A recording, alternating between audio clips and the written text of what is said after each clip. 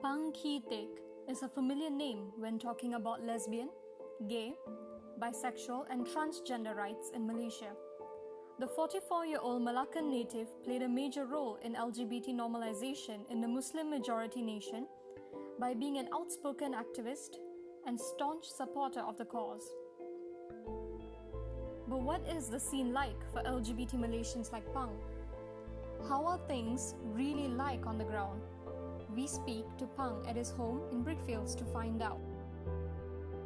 I mean, as you know, right, I think if you read our mainstream media, a lot of the news will report about LGBTs, but often in negative ways.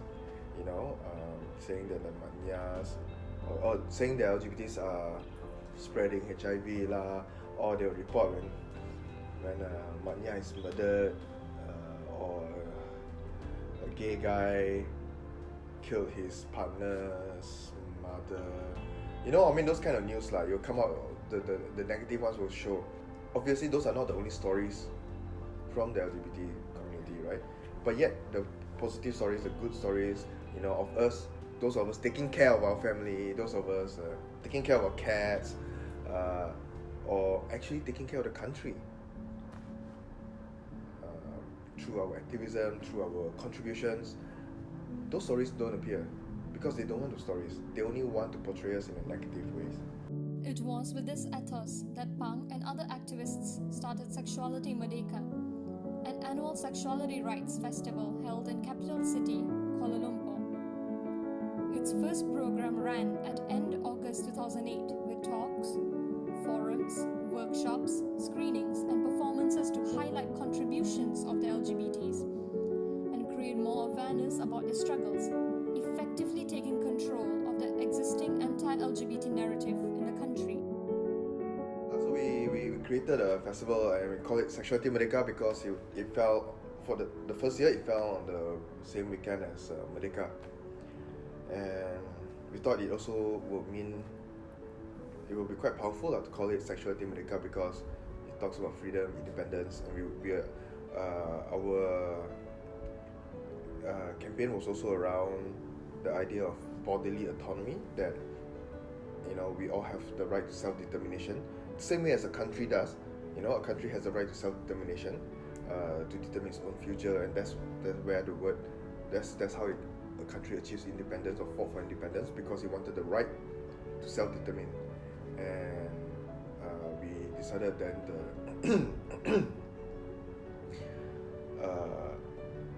we should also fight for the same self-determination for people.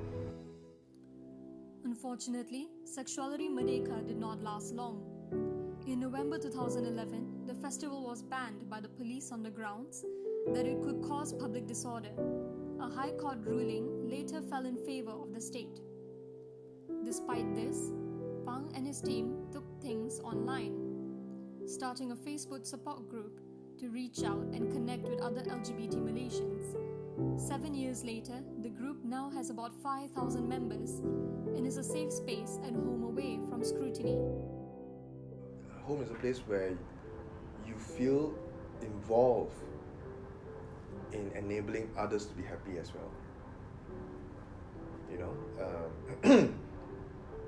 You feel invested in it. Home is a place you feel invested in, that you can change, that you have a say in it, that you're not just a ghost lurking around the corner like a lot of LGBTs are expected to do. When LGBTs are told often, when we try to ask for our rights, right?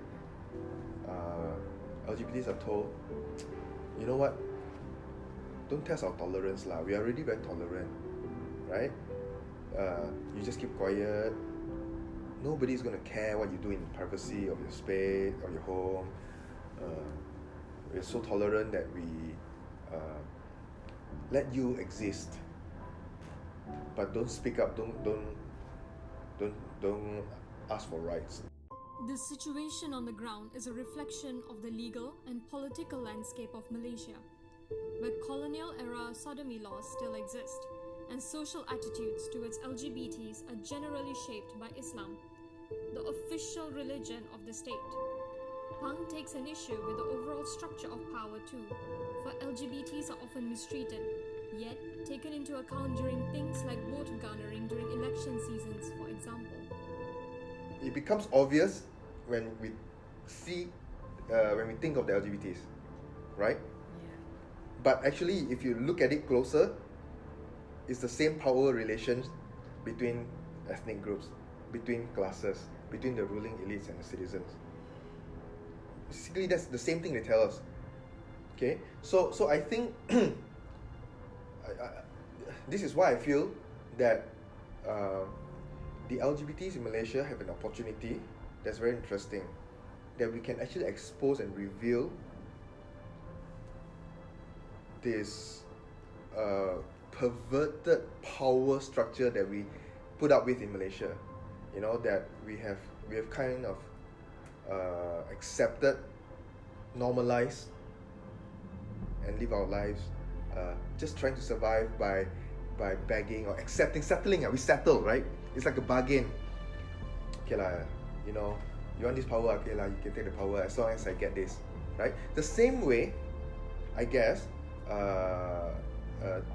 non-Bumiputra people in Malaysia accept that they will never be seen as the nationalist subject, the perfect citizen, and they are okay with it as long as they can have a home, they can have family, and they can make money.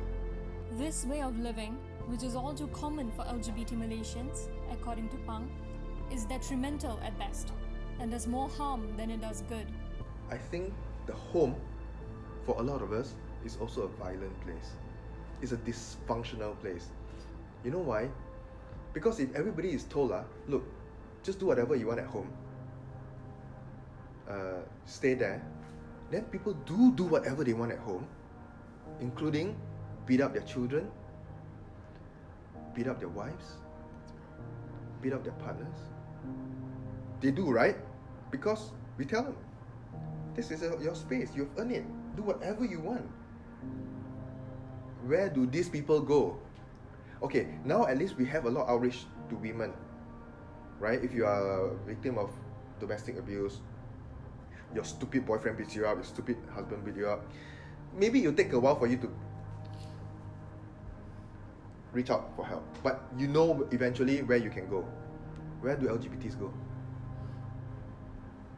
If they're beaten up by their partners, and they often are, because they live in a away from the scrutiny of society, right? I won't say often, I mean sometimes they are. They live away from scrutiny, right? Which encourages people to do things to them, right? Including parents beating up LGBT children for being gay, parents beating up or kicking them out of home. I mean, I know so many people at the age of 11, 12, 13, 14 kicked out from home. What kind of a country kicks a teenager out on the street just because he's gay? Enough was enough, and Pang decided to take things into his own hand and take a more proactive stance. Earlier this year, a new platform called Queer Lapis was called, a play on words for the Malay delicacy Queer Lapis. By having a place for LGBT Malaysians to have a safe space to be heard, have their views heard, and be able to live their lives at least to some extent, is what Pang hopes everyone will be able to have. So I think by revealing all the different intersections of our lives, we can show fuller beings, right? Citizens of the country, where citizens where we are complex beings wanting to just, some will just want to exist. Some, you know, because sometimes you don't want to have to try so hard, right? Life in Malaysia already is hard, you know. You have to work, you have to study, you have to go and please a teacher, you have to fulfill your conditions, fight with your teacher whether you can get your subject to talk about politics or not. You know, all these things, right? Life is hard. Sometimes you just don't want to try so hard, right? And I think for a lot of people, the part where they wish they don't have to try so hard is the pursuit of happiness, finding love, finding some meaning. So I think the but at the same time, I think that a lot of people recognize that happiness requires work, and they want to put in work. And more importantly, though, I think some of us recognize that finding happiness for myself, for ourselves, is not enough. If the happiness is meaningful, it needs to be shared. If I can find some happiness, and I know how to find it in spite of how shitty Malaysia is, or in spite of how hard it is to live in Malaysia, then I would like to be able to share that with you all, so that, not to say that this is the only way to happiness, but to say that it's possible. Despite having safe spaces, Pang is not optimistic that things will change for the better anytime soon. While he is grateful that with the increase in justice for abused women, LGBTs too will benefit, he is doubtful that justice will be served anytime soon. He links this with a number of obstacles he personally faces as an LGBT activist in Malaysia. We want to be able to show that the discrimination that we face in Malaysia is actually quite serious. A lot of people say that there's no discrimination. As I mentioned to you, right, they say that just be happy lah, do things in private. There's nothing what, you can still work, you can still get a job, you can still be happy. But we want to say that actually that there is the unstated discrimination in those terms actually cause us to be denied access to health, to justice, to public services. So imagine the amount of injustice these people will go through. But what is the worst injustice, I ask you? The inability to seek justice. When you face something wrong, right? Somebody does something to you, be it you are discriminated against you. If you feel you've been fired because you're a woman, you know where to go, right? You know what you can do, right? You can file some complaint somewhere, right? But if you are LGBT, would you feel confident that someone would take up your case or listen to you? Hard lah, you know what I mean? So the feeling that you're denied access to justice is the worst feeling in the world, because it means that means anybody can do anything to you and get away with it. And this is what the country is like for LGBTs, that there are laws that exist that encourage and enable other crimes to be carried out against LGBTs, and they can get away with it with impunity. Pang's closing thoughts are full of sentiment and emotion.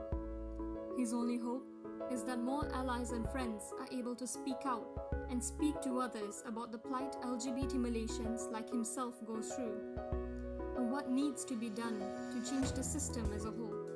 He appeals to all to be storytellers and share his story to all that will listen. I hope that it encourages allies, people like y'all, who know the stories now, to go and tell these stories, to create the spaces and platforms, to listen, to talk, right? To share what resources you have with the people who don't have resources. Because that's what makes us Malaysian, I think. Or to create spaces for us to speak up. Because sometimes you don't have to speak up for us, because a lot of us are starting to be able to speak up. But when you're a storyteller, like what y'all are doing here, when you're a storyteller and you have a platform and you have a space, invite us in, amplify our voices. It's when we have so many voices that it will be harder for them to shut us down.